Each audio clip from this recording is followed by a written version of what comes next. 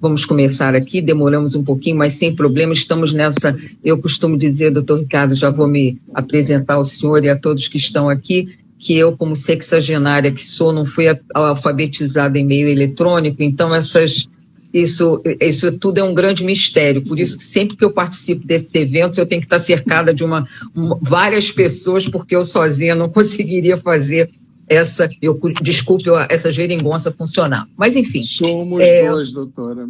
Pois é, né? Pois é, complicado. Uma boa tarde ao senhor e a todos que estão aqui conosco. Meu nome é Ana Maria Pereira de Oliveira, eu sou desembargadora aqui do Tribunal de Justiça do Estado do Rio de Janeiro e atualmente presido a Comissão de Biblioteca e Cultura da Escola da Magistratura do Estado do Rio de Janeiro. Esse programa, Sextas na Emerge, é uma série de entrevistas que a Biblioteca da Escola, que também é a Biblioteca do Tribunal de Justiça, tem organizado, preferencialmente de 15 em 15 dias, nem sempre a gente consegue pelas agendas de todos, não é? Mas o programa tem a ideia de ser apresentado quinzenalmente, um programa que é de maior revitalização da nossa biblioteca, é uma forma da nossa biblioteca sair do seu mundo apenas jurídico e ingressar nos outros saberes que tanta ligação tem com a atividade também de quem atua no Poder Judiciário.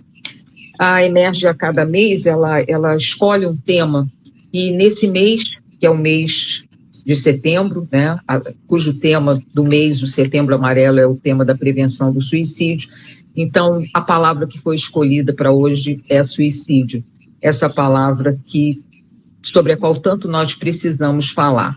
De acordo com estudos publicados pela Organização Mundial da Saúde, o suicídio continua sendo uma das principais causas de morte em todo o mundo, mais até do que o câncer de mama, do que malária, do que HIV, que já na verdade, teve um decréscimo ao longo do tempo.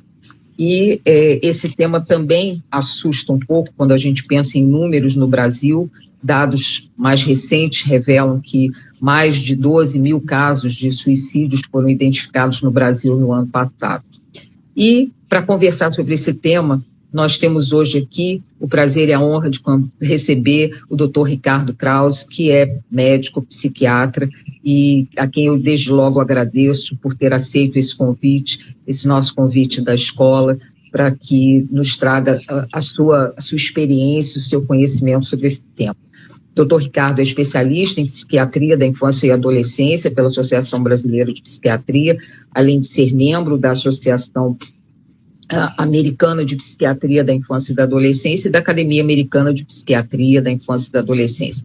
Foi presidente nacional do biênio 2018-2019 da Associação Brasileira de Neurologia e Psiquiatria Infantil e Profissões Afins e, segundo consta, foi eleito já para o próximo triênio. Então tem mais uma tarefa, reeditar a sua tarefa nessa presidência no próximo triênio de 2022-2024. Essa palavra suicídio é uma palavra que assusta um pouco. É um certo... falar sobre ela é falar sobre um certo tabu de um tema que algumas pessoas não querem nem pronunciar essa palavra. Tem algumas pessoas até que questionam se o assunto deveria ser suicídio ou se outro deveria ser o tema. Mas, enfim, por que é tão importante, doutor Ricardo, falar sobre o suicídio? Doutora Ana Maria, primeiramente, boa tarde. É um grande prazer estar aqui. Não é um prazer falar sobre esse assunto, mas é um prazer ter a oportunidade de ter esse fórum tão especial, tão destacado, com pessoas tão qualificadas, porque é uma situação tão dramática, tão perigosa, tão crescente, tão epidêmica. A gente pode usar esse termo, que nenhuma ajuda é dispensável. E assim, quanto maior for a conscientização, mais chance a gente tem de atuar. Nós vivemos a pandemia pode ter mudado um pouco, mas a tônica geral é uma sociedade que prioriza o sucesso, o desempenho, os vencedores. As redes sociais são, na verdade, espaços de demonstração de sucesso, de beleza.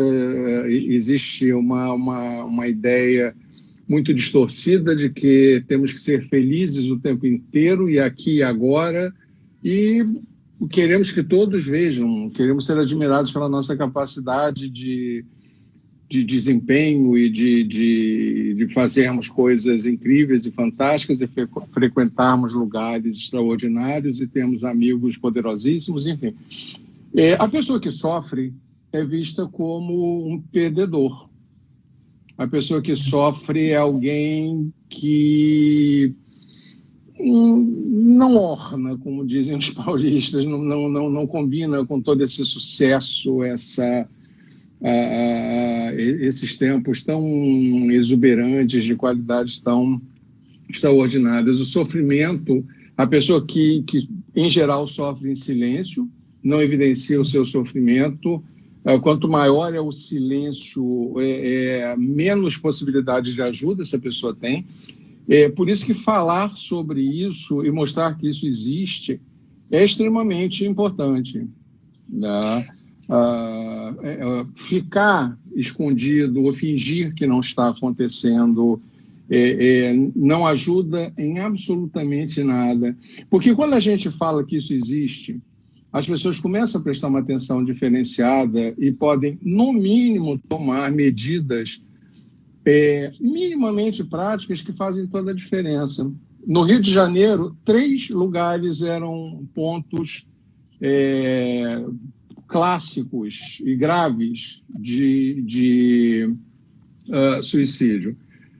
O Pão de Açúcar, a Ponte Rio-Niterói e, principalmente, a UERJ, o prédio da UERJ, onde muitos dos que estão nos assistindo e dos que trabalham no judiciário frequentaram. Enfim, o número de suicídios na UERJ caiu drasticamente quando as pessoas tiveram a brilhante ideia de colocar uma rede. Essa rede que é colocada na janela... Para proteger as varandas. Para proteger a varanda. Porque qualquer coisa que impeça a impulsividade leva a pessoa a pensar. Então, o segundo pensamento, enfim, aí acho que a gente vai conversar mais sobre isso. Na verdade, eu estava aqui pensando, a pergunta que eu vou lhe fazer, eu acho que o senhor talvez levasse horas aqui tratando sobre ela, mas assim, em linhas gerais, o ato de alguém cometer o suicídio, né, o ato de alguém se matar, ele é um desfecho de uma série de fatores que vão se acumulando na história de cada indivíduo, ele é a consequência de um processo, ou ele pode advir de um motivo único que leva aquela pessoa a cometer aquele ato? Esse é o grande perigo, porque são vários tipos. Eu vou procurar... A gente sabe que o suicídio, em geral, em sua grande maioria, está associado à doença mental, a alguma doença mental, né? Pessoas que não têm nenhum tipo de problema não existem, né? Isso em si já seria, talvez, pessoas em fase maníaca da bipolaridade, mesmo essas entram num algum nível. As pessoas vêm num processo de sofrimento muito grande que vai se construir. Mas pessoas usuais não acontecem e não acordam e pensam eu vou à praia, eu vou me matar hoje. Não. Isso é a ideação suicida, o pensamento suicida são coisas que acontecem com a grande maioria das pessoas em algum momento da vida. Sim. Se houvesse um botãozinho amarelo que a gente apertasse e desaparecesse, não haveria humanidade. Porque em algum momento alguém pensou e eu quero desaparecer. Não necessariamente no suicídio. Quando começa a haver uma ideação recorrente, quando isso começa a aparecer como uma solução possível, quando esse pensamento começa a ficar muito forte e aí a pessoa passa da ideia para o planejamento, a gente vai ter uma coisa, um caminho muito grave. Quando a pessoa está deprimida, é muito importante que se faça essa pergunta, né? Mas se você pergunta, você já pensou em suicídio? Né? se a pergunta for essa, a boa parte das pessoas, no primeiro momento, vai dizer sim. Mas se você separa e diz assim, só vamos fazer uma diferença. Você pensou que é melhor estar morto do que estar passando por isso que você está passando? E aí vai se manter o mesmo número de pessoas que vão dizer que sim, naquela. Se você pergunta, você já pensou em alguma maneira de fazer isso? O número cai drasticamente. Né? Então, assim, qualquer pessoa deprimida vai estar vivendo uma depressão, um sofrimento muito grande e doloroso, e que é melhor morrer do que está passando por aqui. O suicídio é uma outra dimensão de gravidade. Agora, o que nos preocupa, a gente vai ter tipos de suicídio que a gente esquece: o suicídio cultural, o suicídio ritual, o suicídio das pessoas que se explodem em nome de uma causa, ou o suicídio dos kamikazes japoneses, ou determinadas sociedades muito ligadas, onde a honra, na sociedade japonesa, que o suicídio é presente neste sentido, né? Então a pessoa, por honra, por ter a sua honra maculada, ela se mata até para que a desonra não afete a sua família. Agora, o que nos preocupa muito é uma outra modalidade de suicídio, que é o suicídio impulsivo. Ou aquele suicídio que não está tão claro na cabeça da pessoa, e as pessoas têm condutas que a gente chama de parasuicidas.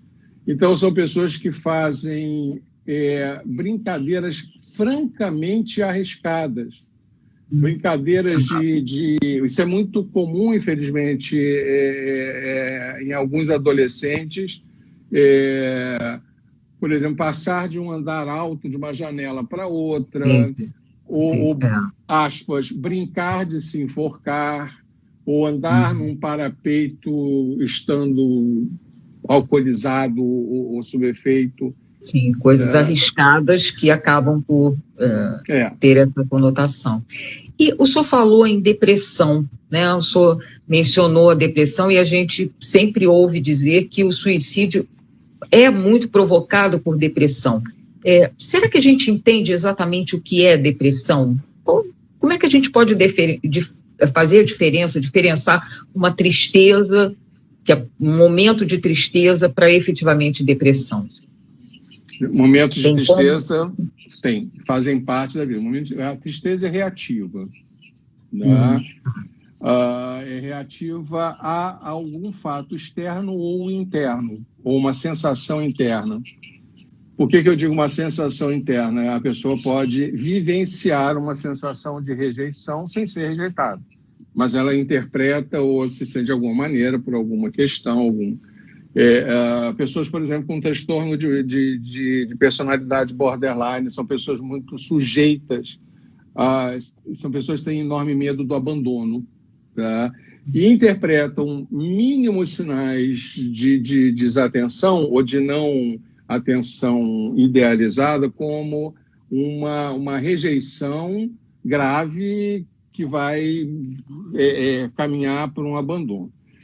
A tristeza, ela, em geral, é reativa, ela dura um certo tempo, que é o tempo de elaboração de uma perda. Pode ser a perda de uma pessoa, ou a perda de uma condição, ou a perda de uma expectativa. A depressão, não. A depressão não tem correlato. Depressão, doença, patologia, o transtorno depressivo maior, antigamente chamado de depressão endógena, era aquela depressão que surge, você é capaz de definir a hora em que ela surgiu. A roupa que você estava usando.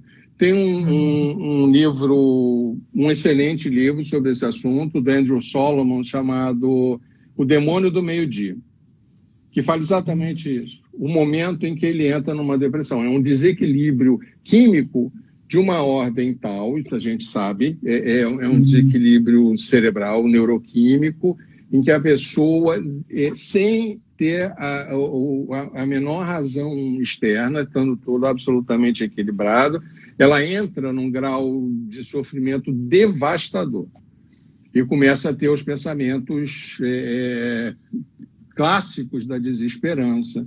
Então, assim, a depressão que chama a atenção é aquela depressão que é acompanhada de sintomas orgânicos, é acompanhada da alteração de sono. Então, é aquele deprimido... A pessoa que está triste, preocupada com alguma coisa ou com algum fator, em geral, tem uma dificuldade em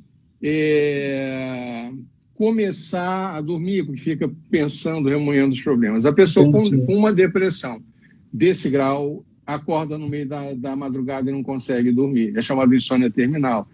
São as pessoas que começam a dormir muito ou começam a perder o sono, passam a maior parte do tempo com o humor deprimido ou irritado, numa dinâmica de desqualificação, numa dinâmica existe uma chamada tríade cognitiva da depressão, que os 3 pensamentos clássicos são visão negativa de si, visão negativa do mundo e do futuro. Eu sou ruim, o mundo é ruim e o futuro não tem como ser uma coisa positiva. Não tem saída. Né? Não tem saída. Isso tudo que o senhor está mostrando para nós, na verdade, são sinais, né, de que podem chamar a atenção, né, de familiar, dentro da escola, dos amigos, né? E na hora que isso acontece, que eu percebo que o meu filho, o meu vizinho, né, o meu parente apresenta um sinal, e eu sei que a sua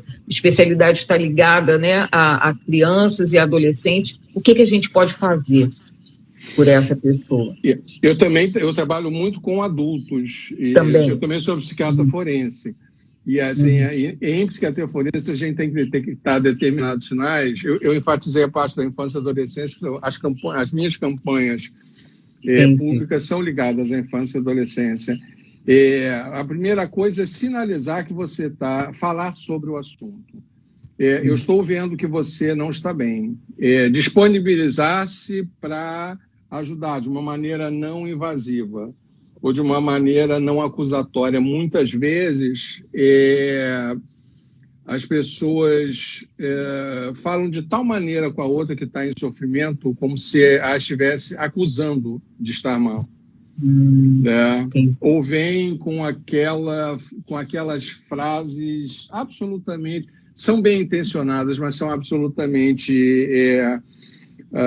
infelizes do tipo e pouco eficazes do tipo: mas você é tão bonita, mas você é tão sábio, mas você tem tudo que você precisa, você é tão bem casado, né? Você tem uma profissão, você é brilhante, você é isso, você é aquilo, né? Se isso for suficiente, por que está assim? Então parece que a pessoa está de propósito, querendo fazer alguma coisa. Então, assim, ter uma conversa, e se você está observando que o quadro está piorando e que primeiro, é mandatório que você busque uma ajuda especializada. É extremamente importante que você não ache... A gente tem um certo número, você está um dia pior, você está de alguma forma mal. Agora, se isso se prolonga por mais de 3, 4 dias e vai se agravando, e há sinais, é mandatório a busca de uma ajuda profissional, inclusive compulsória, se for o caso. Né? Porque, entre outras coisas, o deprimido tem uma visão praticamente delirante sobre isso. Tá? Entendi. Então, o assunto é para lá de sério, né?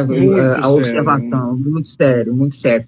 E qualquer modificação, né, de comportamento que chame a atenção tem que ser valorizado, porque eu não sei nem se, e aí, assim, se eu estiver falando uma bobagem, o senhor me corrija, mas eu não sei se com a pandemia se houve uma mudança ou se houve um agravamento de algumas situações, ou se a gente, até por conta da pandemia, acaba desculpando algumas reações das pessoas. Não está assim porque a pandemia está deixando todo mundo assim, né? Mas é isso mesmo, está deixando todo mundo, ou a gente também tem que valorizar qualquer sinal de alerta?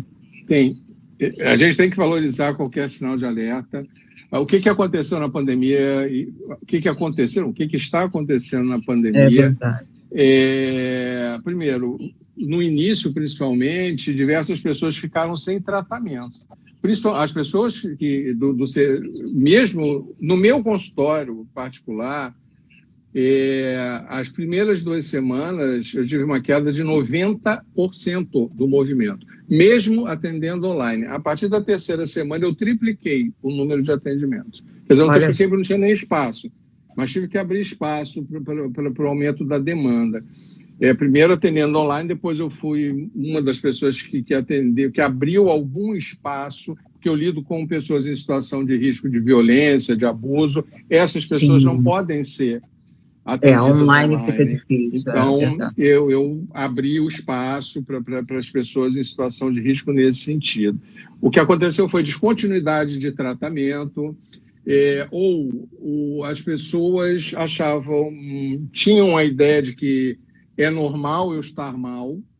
Sim, era esperável que, diante de risco alimentar, de risco habitacional, de risco de emprego, e dessa coisa que a gente não tem ideia do que vai acontecer, continuamos não tendo. Não nos iludamos que a gente sabe... Não, a gente sabe um pouco mais, mas ainda tem muita coisa para acontecer. Né? Também não podemos cair nem no catastrofismo, nem no negacionismo excessivamente otimista, né? Como dizia a música da Gal Costa, é preciso estar atento e forte, né? Com certeza, com certeza. Então, a pandemia... E a pandemia trouxe... O senhor falou que o seu consultório o senhor reduziu 90% de imediato, depois o senhor triplicou. Apareceram novas pessoas buscando. A pandemia fez mexeu com todo mundo dessa maneira? Houve um grande número de pessoas que optou por negar que ela existe, né? Infelizmente. Chegou um determinado ponto que não dá. O que existe, o que a pandemia traz, as pessoas que já tinham um histórico e não puderam ser tratadas tiveram uma piora. Por outro lado, algumas pessoas, a gente fala muito de estresse pós-traumático. Surpreendentemente, algumas pessoas tiveram um crescimento pós-traumático. Diante do desafio, conseguiram sair disso, né? Aí, as pessoas têm uma dificuldade. A pandemia é um bom exemplo do quanto as pessoas têm dificuldade em lidar com a diversidade, né? Quando eu falei em lives, dei algumas entrevistas enfim, dei aulas sobre o tema, chamava muita atenção que 2, 3 semanas depois havia, e era frequente a pergunta, mas o que podemos tirar de bom? O que de bom vai sair disso tudo? Né? E, assim, é uma tragédia, não tem coisas... A gente pode reforçar o enfrentamento, mas, assim, a ideia de que algo de bom, não. Tem coisas ruins e são ruins em si. É verdade. É verdade, é verdade. Então, é o que o senhor falou, né? A gente tenta extrair alguma coisa, talvez, para enfrentar melhor, não é? Agora, eu queria lhe fazer uma outra pergunta. Vamos falar continuamos falando do suicídio, que é a nossa palavra de hoje, mas de uma questão que também sempre me chamou a atenção, que é a questão do suicídio por imitação, né? O chamado efeito Werther, né? Os jornalistas, por exemplo, normalmente não divulgam morte por suicídio. Durante anos isso acabou sendo proibido em redações de jornais. É verdade que se alguém importante se mata, isso é divulgado amplamente, isso pode induzir alguém a suicídio? Pode. O que a gente vê de mudança é quem é importante aí nesse sentido. Existe uma diferença. Hoje em dia há uma mudança. O André Trigueiro, por exemplo, é uma pessoa que milita na prevenção do suicídio. E, assim, há uma modificação nessa postura de não se falar sobre isso. Até porque é uma competição desigual. Porque existem, atualmente, tira-se do ar, mas eles voltam, mas cerca de 125 mil páginas de exaltação do suicídio e de descrição de suicídio, ou que contém um material relacionado a isso. Então, assim, as pessoas que estimulam têm, eu não vou dizer livre acesso, mas falam à vontade. Aí a gente não pode falar contra. Então, isso está sendo mudado. A gente tem que pensar que o efeito verdade existe, né? Mas isso tem a ver muito... Quando Goethe escreve, ele escreve isso no romantismo, no período romântico. Então, assim, era uma característica quase idealizada, fazia parte do roteiro do romântico. O perigo que está, quando a gente vê músicos que se matam, houve sim aumento. Quando você tem seriados que mostram suicídio, como aquele 13 Reasons Why, que em parte estimulou e em parte foi aversivo, porque mostrava uma cena muito pesada. O cuidado que a gente tem são narrativas em primeira pessoa. Nós tendemos a nos identificar com narrativas em primeira pessoa. O grande risco hoje em dia não são os heróis do passado. Não é o Kurt Cobain que dá um tiro, mas são os influencers. Porque os famosinhos da internet, os influencers, não são influenciadores à toa. E o nome não é à toa. Se eles têm seguidores, é porque são pessoas que se identificam com o que ele está sentindo. E eu acho que a gente tem que aprender muito com o que essas pessoas falam, porque a gente tem que chegar para fazer um contraponto. Claro, é verdade, é verdade. A gente vê, por exemplo, entre adolescentes, a coisa do cutting, são lesões, são automutilações não suicidas, mas que são graves, que demonstram um sofrimento. Então, assim, a gente vê essas situações nos alarmam muito, nos preocupam muito. E se a gente tem de bom, né, pela rede, pelas redes sociais, essa nossa conversa aqui, essas redes sociais também podem ser muito nocivas, não é? Como dos exemplos que o senhor está já colocando para nós, e isso com certeza acaba sendo um fator de aumento do número de suicídios, não é? Porque acaba de alguma forma levando, talvez de uma forma mais glamurosa, algo que, na verdade, de glamuroso nada tem, né? Então, sim, é uma coisa complicada. Agora, o senhor, numa entrevista que o senhor deu à CBN Vitória, o senhor disse que o senhor chamou atenção para o suicídio entre jovens de 15 a 29 anos e afirmou que 90% dos casos poderiam ser prevenidos. É isso mesmo? A gente consegue prevenir 90% dos casos? Consegue, se não negar a existência da doença mental. Porque 90% dos casos são casos ligados à doença mental. São ligados à depressão, são ligados a ansiedades graves, são ligados a transtorno obsessivo compulsivo grave. Dificilmente um quadro psiquiátrico vem sozinho. A gente fala de comorbidades, que é a existência de duas ou mais patologias, não necessariamente ligadas entre si, ou uma causa da outra. Mas se a gente vê uma pessoa que cresce com uma ansiedade generalizada, com preocupação sobre absolutamente tudo, se a gente tem um forte histórico familiar de depressão, um histórico familiar de suicídio, Outra coisa que conta e que precisa ser avaliada quando a gente pensa, não é só pensar em suicídio ou na história de suicídio, o tipo de suicídio que foi tentado. Então, pessoas que têm história familiar de suicídio com alta letalidade, isso é avaliado. Então, assim, existem métodos, e aí eu não estou de forma alguma dizendo que há formas mais graves ou menos graves. Uma pessoa que toma 3 comprimidos de melhoral infantil, achando que aquilo vai matar, ela está fazendo, sim, uma tentativa de suicídio. Ela não tem informação sobre, né? Ou ela pode estar ambivalente em relação a, né? Mas, agora, se uma pessoa, o potencial de risco de alguém que opta por arma de fogo, ou que opta por enforcamento, ou que opta por ir a um determinado lugar desconhecido, ou, por exemplo, são casos que alegam vou ver um apartamento num andar alto que está exposto para não ter a possibilidade de ser socorrido, ou mudar de ideia, essas pessoas são pessoas de um risco diferenciado. Claro, claro. E existe diferença entre meninos e meninas na tentativa de suicídio, em realizar o suicídio?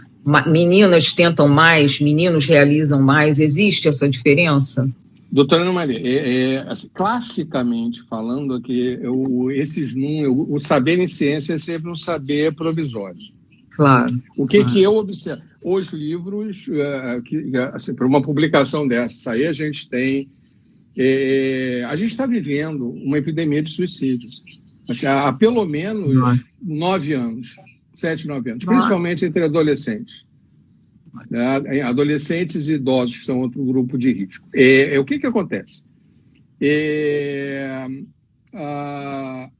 Antigamente, ainda, a gente vai ter meninas tentando 5 vezes mais que meninos. E meninos conseguindo 8 vezes mais do que meninos. Isso é muito ligado ao método. Também é ligado ao temperamento. É ligado... O sofrimento é igual. Tá? Igual. É muito grande. Sim. E não deve ser desconsiderado. Existe uma expressão a ser banida, que em si é um assinte a pessoas de bom senso, que é dizer, ela só está querendo, ou ele só está querendo chamar a atenção. Alguém que esteja querendo chamar a atenção, quem sabe não está precisando de atenção. De atenção, exatamente. A pessoa está sinalizando o sofrimento dela, pode não ser a maneira mais elaborada, mas essa pessoa não vai ter um instrumento de organizar o seu sofrimento, de pensar a subjetividade das suas lacunas existenciais. Essas pessoas são as pessoas que não encontram saída na resolução dos seus problemas. Então, assim, os meninos... E isso está mudando, porque assim, a postura feminina, a assertividade feminina está ficando diferente. Agora, um dos fatores... Isso é importante também de se falar, que é um fator de proteção. Os homens são mais impulsivos, né? Só as mulheres são mais comprometidas com o cuidado do outro, o quanto vão fazer outras pessoas sofrerem. Isso é para ser levado em conta também, né? E aí você vai ter tentativas, eu estou fazendo considerações da minha prática. A gente observa isso com uma certa repetição. Agora, nesta epidemia que a gente está tendo, isso está sendo modificado. É isso que está assustando a ocorrência disso entre adolescentes. Porque e aí é importante a gente... lembrar isso, eu vou fazer um pedido público ao judiciário para me ajudar nesse projeto. Eu tenho, na BNEP, quando a gente começar a trabalhar, um dos projetos tentativa de suicídio é a principal causa de atendimento em pronto-socorro de crianças e adolescentes, a principal, e a segunda causa morte. A nossa ideia é um projeto em que, se a gente sabe disso, né, vamos colocar em hospitais piloto, claro, dentro da possibilidade, estudantes de psicologia ou psicólogos, né, isso não é uma criação minha, isso já foi feito com muito sucesso, em pronto-socorro de crianças e adolescentes. Todas as crianças que entrarem, e adolescentes principalmente, vão responder a um questionário de intenção de suicídio ou de problemas de suicídio. Às vezes a pessoa está com uma crise de asma, mas, na verdade, além da asma, ela está pensando em se suicidar. E as pessoas que tiverem risco vão ser acompanhadas por uma linha telefônica, por um grupo de suporte e de apoio. Os estados americanos, alguns centros, alguns núcleos, existem questionários padronizados para isso, tiveram excepcional resultado. Não, isso é excelente, porque realmente é alguma coisa que vai ser detectada, às vezes, muito antes do que seria. E também, e aí a fala não tem nada óbvio de conhecimento técnico, mas como de médico, poeta e louco, né, diz o velho ditado, a gente vai lendo um pouco. E, na verdade, eu não sei se eu vou de novo falar uma grande besteira, mas uma depressão que não tenha atenção, né, um estado depressivo que não tenha a atenção devida, pode eventualmente desenrolar outros tipos de doenças físicas, e a pessoa às vezes nem percebe, ou nem o seu familiar percebe que a pessoa está sofrendo com alguma outra coisa, né? Então isso vai ser muito importante. Agora eu queria, a gente, já daqui a pouquinho, o tempo passa muito rápido, eu fico um pouco nervosa de ficar fazendo entrevista aqui, porque não é muito a minha praia, vamos dizer, uma coisa bem popular, mas depois o assunto é tão gostoso de tratar, não que o assunto seja agradável, porque ele realmente não é, mas até a gente está tratando aqui de suicídio, mas a gente está em busca de preservação da vida, né? Então, olhando sobre esse viés, a gente já olha de uma outra maneira. Mas o senhor falou nos idosos, eu não tinha essa dimensão de que pudesse também acontecer suicídio de chamar a atenção entre pessoas idosas. Isso acontece? O senhor percebeu alguma mudança nesse período de pandemia, enfim? Eu não estou me lembrando o autor. Não me lembro se foi Joane Ventura, não me lembro. Bom, é alguém do naipe. Quer dizer assim, é uma frase dolorosa. Está chovendo pessoas em Copacabana. Copacabana é o bairro do Rio onde tem a maior concentração de idosos. É verdade. Os idosos são o segundo grupo de risco e de ocorrência de suicídio. E eles entram, a palavra é suicídio, a segunda palavra atrelada a suicídio é esperança, é possibilidade, é saída. Existe a depressão levando ao suicídio, também existe o adolescente se mata porque ele não consegue se ver capaz de enfrentar os desafios. O idoso vivencia a perda de poder, a perda de potência, a perda de importância, a perda de recursos, a perda de apoio, a perda de afeto. Numa sociedade muito narcisista e cada vez mais, esse ficar em segundo plano, né? Hoje em dia as empresas fazem uma preparação para aposentadoria, porque é dramático uma pessoa que trabalha 40 anos num lugar ou 30 anos num lugar. Hoje isso já nem mais acontece, mas assim, no tempo que isso acontecia, você trabalhava, você falava com todo mundo te adorava, chamava por apelido, comentava o jogo de futebol, fazia uma piadinha, e aí você tem a sua festa de despedida, você ganha o seu relógio, você ganha seu prêmio, todos te amam, te adoram, te abraçam, vamos nos ver. E aí, um mês depois, quando você volta para visitar o seu antigo, você é tratado como um estranho, porque a vida segue sem você. E sensações como essas são muito dolorosas. Se a gente for falar, mais do que Nós precisamos de amor, de carinho, de afeto, de atenção, de tudo isso. Mas existe um sentimento muito mais profundo e um sentimento que é o sentimento de pertencimento. Nós precisamos, isso que a família e os amigos dão. Você pertence ao nosso grupo. Porque assim, a sensação do não pertencimento é a sensação de você ser abandonado à própria sorte na selva. Isso é um pensamento ancestral. Isso é um pensamento, eu preciso fazer parte da matilha. Não é à toa que quando as pessoas entram no lockdown, no suposto lockdown, no que deveria ter sido o lockdown da pandemia, você vê uma proliferação de lives. Eu não quero ser esquecido, eu estou aqui. Né? Então, assim, eu tenho que sinalizar que eu estou presente, que eu existo, senão eu vou ser esquecido. Eu não posso ser esquecido. Se eu for esquecido, eu vou ser deixado à minha própria sorte. Não existe dor. Qualquer agressão física é inaceitável. A Hannah Arendt falava, a violência começa quando a palavra acaba. Né?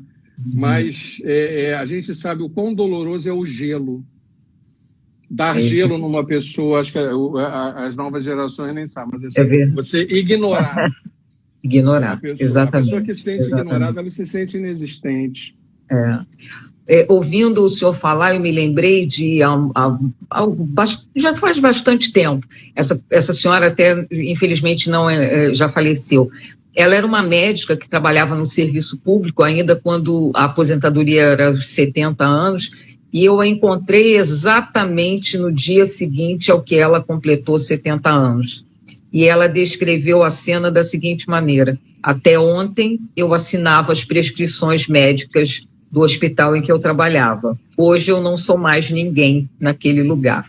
Então, eu nunca mais esqueci isso, porque eu vi o quanto aquilo tinha, né, batido no sentimento daquela pessoa, e isso nos mostra também, e nós estamos numa organização que tem pessoas que exercem poder e pessoas que ficam aqui durante 30, 40, 50 anos e que têm que se preparar para esse momento de deixar o poder que tem, né, e a atividade rotineira, porque a pandemia também teve isso, não é, doutor Ricardo? A pandemia mudou a nossa rotina, né? A gente ficou em casa fazendo o que a gente faz aqui no tribunal, então isso é uma coisa que também mexeu, acho que de alguma forma, com todo mundo, né? Só complementando esse último ponto. Pois não. Existe uma experiência fabulosa feita. É uma experiência muito simples. Foi feito pelo governo socialista espanhol há muitos anos atrás. Extraordinário. Eles juntaram, veja, o pulo do gato, eles juntaram adolescentes e crianças com problemas de comportamento com idosos de asilo. E houve uma melhoria extraordinária, inclusive em questões de dependência química, na parte dos adolescentes. Porque se tornaram úteis, receberam apoio. Claro, um apoiou o outro. Exato. O que a gente pode fazer do ponto de vista de quem não tem nenhuma condição financeira e está detectando naquela sua família, naquele seu ambiente, como isso deve acontecer? Tem algum lugar onde as pessoas, tem algum serviço que as pessoas possam procurar e buscar para que elas possam ser atendidas de alguma maneira ou ser orientadas, pelo menos, em qual caminho a seguir? Primeiro lugar, basta digitar no Google a palavra suicídio. Só isso. Qualquer pessoa que digite a palavra suicídio, risco de suicídio médico, basta suicídio. Para todas as pessoas vai aparecer o número do CVV, o Centro de Valorização da Vida, que é um trabalho extraordinário, excepcional. Tá? Acessível a qualquer pessoa. Acessível a qualquer pessoa, qualquer hora do dia, com pessoas preparadas para te ouvir sem julgar. Para tentar organizar seu pensamento. Né? Importante. As universidades existe o pronto-socorro alguns centros de atendimento de urgência psiquiátrica aqui no Rio de Janeiro. O Hospital Pinel é um deles, na Praça 15 também vai ter outro. A gente precisa lutar por um atendimento, e aí não digo só atendimento especializado não, mas que os médicos e os profissionais de saúde em geral estejam capacitados para atuar em situações drásticas. Existem surpresas assim, por exemplo, quem melhor detecta, estava falando sobre isso com um grupo de professores, as pessoas que melhor detectam risco de suicídio em criança e adolescente são os porteiros de escola. Olha que interessante. Porque eles prestam atenção no conjunto e eles são capazes de ver pequenas alterações. Olha, então veja a importância. Interessante. Olha, eu lamento profundamente dizer que o nosso tempo está chegando ao final, mas que essa seja o primeiro de vários encontros que o senhor tem aqui com a nossa escola, porque eu acho que a gente tem muito que pensar sobre esse assunto e temos muito que aprender a agir também, porque lidamos com as pessoas. E eu queria pedir ao senhor que deixasse, que recado o senhor deixaria para pais de crianças, jovens, para os filhos dos idosos também, os amigos, os vizinhos, né, porque a gente sabe que tem muitas pessoas que moram sozinhas. O senhor falou em Copacabana, eu moro na Tijuca, que é o segundo bairro que tem uma grande contingência de pessoas idosas.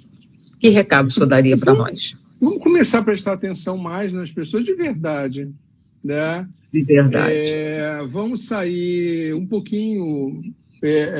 não é um moralismo, não é julgamento, mas assim, se a gente começar a olhar para o outro, minimamente que seja, prestar atenção, olhar menos para o iPhone, ou para o seu telefone, para a sua tela, compartilhar, falar mais, conversar um pouquinho. Uma ideia ouvir mínima, a voz. Ouvir a voz, ter um dia na semana, só um dia. Aquela música do Chico Buarque, para mim basta um dia. Só um dia. De pegar uma caixa, isso é uma solução extraordinária. Um dia da semana você coloca uma caixa onde todas as pessoas vão colocar os seus celulares dentro dele, de uma família. E vão jantar juntas, com a televisão desligada. Só isso. Isso já né? Ligar para as pessoas. Né? Usar o telefone celular para ligar para as pessoas também. Né? Também, que é o pouco a gente faz. Organizar encontros virtuais, almoço, mas não é como vai estar, não. Vamos almoçar todo mundo por tela. Isso, vamos conversar, né? Vamos ouvir as pessoas. Mas é uma modificação interna, assim, eu sou alguém que sou importante para as pessoas. Assim, uma ligação pode fazer toda a diferença. Com certeza. Doutor Ricardo, eu fiquei encantada em conversar com o senhor, apesar desse tema tão árduo e apesar de todas as minhas dificuldades e temores aqui, mas eu adorei conversar com o senhor. Gostei muito. Agradeço muito. E nós agradecemos muito a sua generosidade de estar aqui conosco. Eu não estou vendo aqui na minha tela, mas eu sei que nós estamos com a linguagem de Libras aqui. Eu peço desculpas aos tradutores de Libras que eu não os mencionei. Muitíssimo obrigado. Como eu disse, que esse seja o primeiro de muitos outros encontros. E obrigado a todos que ficaram aqui nessa nossa Sextas na EMERGE no dia de hoje. Até qualquer hora, doutor Ricardo, e a todos. E fiquem de olho na nossa programação. Muito obrigada.